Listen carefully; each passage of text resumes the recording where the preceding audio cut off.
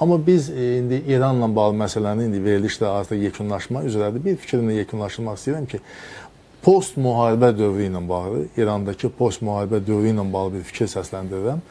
Hər halda İran fevralın 28-nə qədər ki, İran olmayacaq. İran dəyişmiş İran olacaq. Baxmayaraq ki, o mövcud olacaq. Baxmayaraq ki, o yenə də İran İslam Respublikası adlandırıla bilər.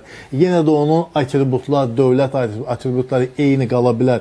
Amma o fərqli İran olacaq və həmin İranda hesab edirəm ki, Sepahın o pragmatik liderləri, onların içərisində belələri də var.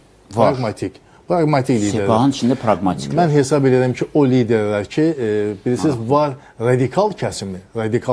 Texniki iqtisadi hissədə olanlar. Bəli, yəni hansı ki, bugün 30%-ə qədər iqtisadiyyat onların əlindədir.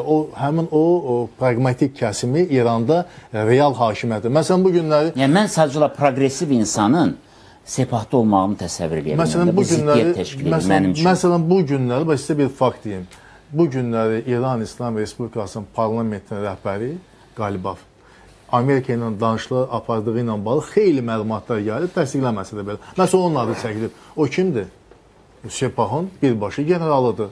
Sepahın generalı bu günləri... Sepahın progresiv adam Sepahda ola bilməz. Qalibovun özü də progresivlikdən çox uzaq və kifayət qədər də Sepah zəhərlənmiş bir ünsürdür. Danışıqları getməsi nöqteyi nəzərdən. Hər halda mən elə gəlir ki, dəyişmiş İran olacaq. Atributlar qalsa da belə. Amma bizim tanıdığımız, bildiyimiz İran olmayacaq. İran İslam Respublikası yox, İran ərazisində Sepah dövləti olsun və biz başqa bir təhlükə... Yəni, bilirsiniz nədən gedir? Söhbət dini kontekst bir qədər kənara çəkilir və bu halda daha çox Sepah və hərbi, siyasi qruplaşma ön plana keçir. Bu post-müharibə dövründə də əsas güc sahibinin məhz onlar olması etməli. Hələ qoy görək atəşkəs olurmu ki, sonra post-müharibədən danışaq.